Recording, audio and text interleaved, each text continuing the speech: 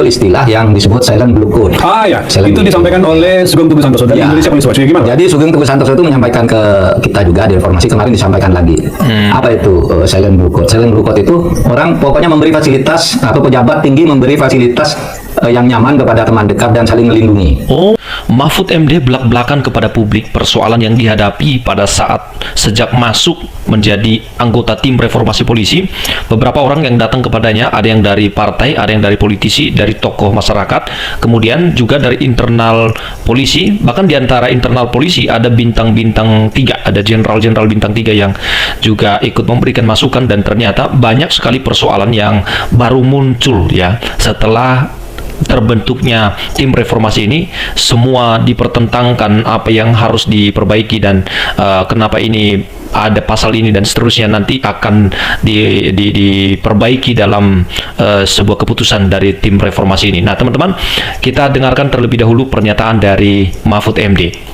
Karena pemberitaan itu bukan rahasia lagi kan, dikatakan orang ya kita berhak juga atau boleh memberi penjelasan terhadap apa yang berkembang. Selain soal rekomendasi aktivis itu, review terhadap aktivis, ada persoalan lain apa Pak yang Pak Mahfud cermati setelah sebulan rapat dengan komisi dan mendengarkan masukan-masukan dari proses audiensi dengan publik, juga ketemu dengan 1-2 tokoh yang menurut Mahfud. Apa concern lain Pak Mahfud dan teman-teman komisi? Banyak. Saya akan sebut satu yang muncul di sidang komisi itu, tapi juga kemarin muncul di DPR. Karena sama, maka saya jelaskan. Muncul di DPR di Panja reformasi itu ada muncul istilah yang disebut silent blue code. Ya, itu disampaikan oleh Sugeng Teguh Santoso dari Indonesia Police Watch. Gimana? Jadi Sugeng Teguh Santoso itu menyampaikan ke kita juga di informasi kemarin, disampaikan lagi. Apa itu silent blue code? Silent blue code itu orang pokoknya memberi fasilitas atau pejabat tinggi memberi fasilitas yang nyaman kepada teman dekat dan saling melindungi. Kira-kira begitu ya. Misalnya orang sudah dipecat, dicarikan jalan agar bisa masuk lagi, kemudian dinaikkan pangkatnya. Ya, masuk lagi sebagai anggota Polri? Iya, bisa. Ada orang dinyatakan PTDH, pemberhentian tidak dengan hormat. Itu masih berkantor, alasannya masih nunggu banding, gitu ya, dipekerjakan lagi di sebuah kantor. Itu namanya silent blue code. Kemudian orang yang salah gitu, lalu diatur di antara elit, sekelompok elit kecil, gitu ya, lalu dipromosikan diam-diam dapat jabatan dan sebagainya. Teman juga. Nah, silent blue code ini biasanya menggunakan cara-cara apa yang kalau dalam ilmu hukum disebut autocratic legalism. Jadi aturan-aturan itu disesuaikan dengan kebutuhan untuk membenarkan kehendak yang sebenarnya tidak wajar. Gitu ya. Ini aturannya gini, ini kan sedang banding. Ini kan jasanya dulu besar gitu. Misalnya dibikinkan perkap gitu. Nah, lalu kalau tidak ada tuh dibikin perkap gitu, agar memenuhi syarat gitu. Ya kita sampaikan, tapi waktu itu saya sampaikan juga Bapak, yang saya sampaikan ini saya bilang pasti kalau diminta jawabannya pasti ada jawabannya. Karena autocratic legalism itu memang menyediakan jawaban untuk yang salah agar bisa menjadi benar. Itu autocratic legalism namanya. Semua kesalahan itu di cover dengan aturan seakan-akan benar. Wah, ini ada aturannya, ini ada atensi dari presiden, ini ada dan macam-macam gitu ya. Ya kalau dijawab begitu pasti semua ada aturannya dan kita tidak perlu reformasi karena kalau semua dikembalikan ke formalisme aturan, kita mau menghukum orang bisa, mau mengangkat orang yang salah bisa gitu. Itu namanya autocratic legalism. Nah, nampaknya Polri terbuka dengan hal-hal itu karena hal-hal itu kan sudah diketahui masyarakat. Kepada saya tuh yang datang satu yang di pertemuan rutin dengan kelompok masyarakat itu kan muncul hal seperti itu. Pada saat audiensi ya? Iya, silent blue code. Kemudian banyak juga orang-orang yang dari internal Polri juga saya datangi atau mereka datang ke saya gitu. Tapi kan tidak etis saya sebut si A, B, C, D gitu. Saya tunjuk faktanya aja kan gitu. Jadi ada beberapa kasus yang ditunjukkan ke Pak Mahfud? Banyak. Dari berbagai tempat dan dari internal Polri mereka punya kode etik. Kami tidak bisa bicara terbuka ke atasan. Tapi karena ini reformasi, demi kecintaan kami kepada Polri, saya sampaikan kepada Bapak agar ini masuk di dalam program reformasi Polri. Saya datang kemana-mana. Orang-orang penting di Polri juga datang bicara. Yang lebih terbuka dan terang-terangan itu yang kelompok purnawirawan itu. Itu sebagian mereka apa? Jenderal apa? Sebagian jenderal bintang 3. Ya? Bintang 3. Banyak sekali yang bintang 3 itu yang datang. Ada kelompok jenderal juga bertemu gitu, memberi masukan. Ada kesan menarik bagi saya. Mereka ini yang sangat kritis terhadap Polri, terhadap Kapolri dan sebagainya. Itu karena nggak ada penjaganya, jadi perlu penjaga. Kayak Mayor Teddy itu loh. Bunda, kan aku bawa tuh yang keluar. Ini aku liatin ya, kan aku tadi kasih deterjen banyak banget. Kalau hilang, entah dia nggak mungkin dia nggak mati ya. Tadi sih masih ada di dalam ember. Oh nggak kamu buang? Oh nggak dibuang keluar? Geli Bunda, geli. Diangkat aja embernya keluar. Aduh. Dia cinta hewan, dia mau biarin. Masa kamu ternak? Masa kamu piara? Mau dipelihara sama dia nggak dibuang?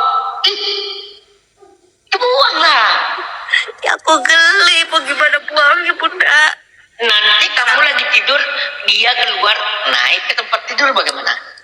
Ada airnya di Ya dalam. walaupun ada airnya. Udah, biarin aja, lihat besok. Ntar kalau besok masih mati berarti tikus beneran. Kalau Iya, kalau hilang, mati. kalau tikus Kalau dia ngayap di selimut kamu bagaimana nanti? udah aku taruh di luar embernya, Bunda, nggak di dalam. Oh. Cici aku. Oh, dari luar. Kenapa nggak dituang aja gitu loh? Nggak bisa. Weh. Itu ya, aku geli banget tuh, seumur umur di sini baru ada tikus. Nggak ngerti juga tikus dari mana masuknya, nggak jelas. Loteng ada yang bocor nggak? Loteng ada yang bocor nggak? Nggak ada, nggak ada. Itu aku yang naruh ke situ, Maleka. Saya itu. Aku yang naruh di situ. Oh gitu Pak dosen. Iyalah, masa nggak tahu sih kalau aku yang naruh tikus di situ. Serem Bunda. Udahlah, tikusnya itu, aduh, jijik Udah banget. di luar kan? Embernya udah di luar kan? Udah di luar. Buat Iya, udah itu. aku taruh di bawah, di deket tong sampah, biarin aja. Embernya aku buang. Terus apa lagi ya? Itu ada pertanyaan. Tikusnya pakai dasi apa enggak? Kayaknya Tikus kantor. Tikus aku kantor. pulang-pulang capek, terkejut-kejut ya ngeliat tikus lagi berenang-renang di dalam ember. Iya. Oke, Bang Rifai, makasih. Mau closing dulu nggak, Bang Rifai? Berenang-renang dalam ember, Bunda. Ya. Terus masalah siapa lagi ya? Oh, nanti 20 Mei ya? Ada Iya. kegiatan ya, Pak dosen ya? Iya, betul. 20 Mei itu berarti Dosen, Bang Billy. hari apa itu? Kebangkitan Nasional. Hari apa ya? Ntar aku lihat dulu. Hari Kebangkitan Nasional, sayang. Hari Rabu Rabu. deh, Kak. Kalau nggak salah Rabu deh. Orang Enggak ya? Aku ngajak anakku. Kegiatannya di mana? Kegiatannya di mana, Pak dosen? DPR. Ke DPR. DPR. Bukan di depan presiden. Enggak. Depan presiden aja, ngapain di DPR? Ngapain? Bunga. Ikutlah. Iya, Itu jam berapa nanti, Bang? Nanti tapi izinnya Wah, belum. Saya Belum belum bisa. buat izinnya, nanti sekitar mungkin besok kali. Pak dosen jangan di DPR lah, di presiden aja situ. Enggak begitu. Dia kan udah punya konsep, deh. Oh, Kenapa sih? Kenapa? DPR Iya itu. jauhan. Bang Logika. Dia Ya. pengen ketemu Buntet. Buntet itu siapa sih? Siapa Buntet? Oh, Teddy. Makanya diarahkan katanya ke istana aja, dia bilangnya. Mungkin juga pengen ketemu Pak Prabowo. Aku dengar apa tuh yang Bang Tom sama Bang J, MJ yang Mau dijemput Maleka? Mr. J. Mr. J. Mau dijemput Maleka? Enggak, kerja. Ntar aja lihat. Aku sama anakku, nggak sendirian. Ya. Sama mahasiswa yang lain juga. Mahasiswa yang lain juga ajak lah, Bang. Apa yang mau? Takut ini ada apa-apa, ntar aku dituntut lagi. Apa Bunda kata si Mr. J itu? Bener tuh, kalau ada visum tuh nanti tuh harusnya ada visum, mesti laporin aja. Aku sepanjang jalan Malam juga dengan gayanya Bang Tom menyampaikan, dia kan lucu jadi. kata Bunda Senek gini ya, kata Bunda Senek tanya ke Bang Tom kan, Bung Tom kan nanti di visum nih tuh ya, kata dia tuh itu pantat bisa di operasi di itu nggak, katanya lah. Lagi makan tahu, serius.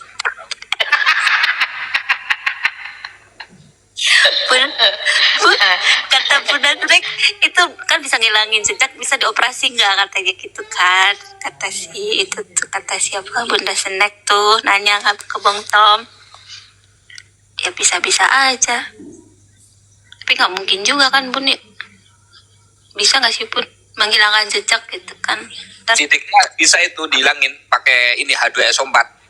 Dikucurin aja H2SO4. Apaan itu Pak dosen? Ya itu tuburnya H2SO4 atau H2SO4 enggak? Enggak. Enggak. H2 itu asam sulfat air keras yang buat nyiram wajah itu. Habis stikernya langsung sidiknya langsung hilang tuh. Itu malah Air lebih keras itu kelihatan. sama kimianya H2SO4 asam sulfat. Buntet itu rekomendasinya Pak Wiwi ke Pak Wowo itu pun. Iya. Iya betul. Curiga nggak sih merekomendasikan dia gitu ke Wowo gitu? Ya. Jadi di sini Bang Lubar ya Malek Aminda menyampaikan secara ini gitu, secara objektif menurut saya, tidak menyenggol-nyenggol beradaan Teddy di situ atas rekomendasi dari Wiwi gitu. Tidak ada tuh kata-kata seperti itu. Tapi beliau itu objektif dengan apa tuntutan apa yang berkembang di tengah masyarakat saat ini. Jangan tentang ya itu bukan rahasia umum lagi kan. Semua masyarakat udah tahu gitu loh. Ini kan sebenarnya aib buat bangsa ini kan. Aib seorang pemimpin ya kan punya sikap seperti ini. Bun, kalau memang benar ya, dua-duanya tuh amoral semua sebenarnya. Wapresnya dengan presidennya, wapresnya dengan tulisan amoral ya kan, menghiasi Prabowo kan. Bisa itu diturunkan dua-duanya dengan seperti itu. Dua-duanya kan berarti kalau memang itu benar terbukti amoral semua kan, terus kita dipimpin sama orang-orang yang amoral, Bunda. Iya itu mau. Enggak lah. Nah itu Enggak lah Bunda, ya kan? Maksudnya kalau si Prabowo misalkan terjadi hal yang kayak gitu, ya alhamdulillah min dzalik ya la haula wa quwwata illa billah ya. Terus si Pupu Fafa pun kan bahasanya kan menghina Prabowo juga kan. Nah, harusnya kan itu juga diturunkan tuh, berarti dua-duanya juga kan ya. Tuh. Terus ada Bunda tahu nggak kemajuan dari kabarnya dari Roy Suryo itu yang masalah KTP-nya Jokowi? Bunda lihat nggak? KTP-nya Jokowi. Jadi KTP-nya Jokowi pun dibuat di tahun baru dibuat itu. Kalau KTP jauh dulu kan kalau yang terlibat merah itu kan ada itunya ya, aku nggak ngerti lah itu Bunda.